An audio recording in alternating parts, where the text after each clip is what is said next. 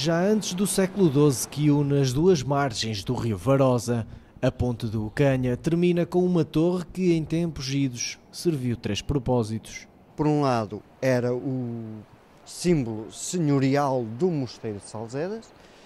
Por outro lado, servia para construir, digamos assim, uma barreira onde se pagava o imposto de barreira, o célebre imposto de barreira, e por outro lado também era uma torre de defesa na entrada dos transeuntes que por aqui passavam para a direção a sul do país, vindo da Brácara Augusta, como se dizia na altura. Daí que esta via é uma das vias mais antigas que temos no país e que está documentada. Dom Afonso Henriques doou o Couto de Algeriz, depois chamado de Salzedas, à viúva de Egas Muniz, calhando em sorte também a ponte e torre de Ucanha, que passaria depois para a gestão dos monges do mosteiro de Salzedas.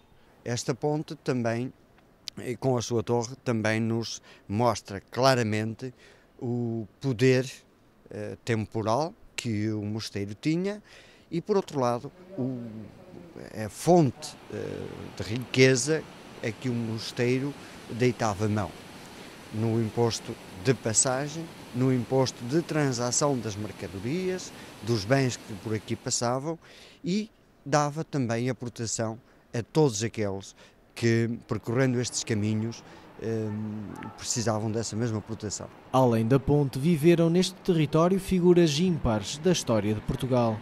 Antes do século XII, isto pertencia a uma figura ímpar na história de Portugal, Egas Muniz.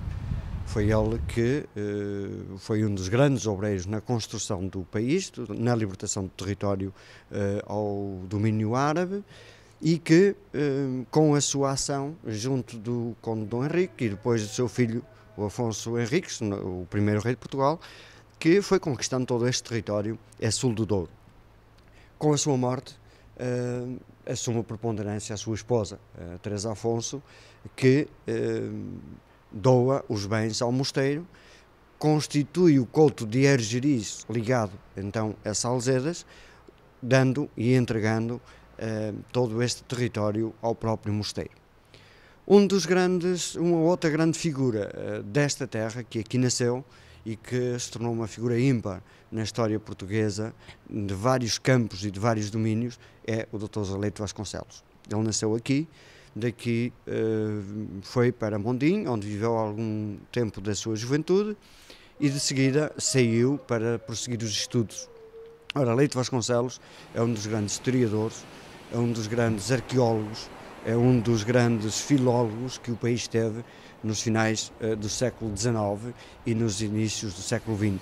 Numa visita a Tarouca, por entre os olhares sobre os mosteiros do município, não deixe de procurar a história da ponte e torre de Ucanha.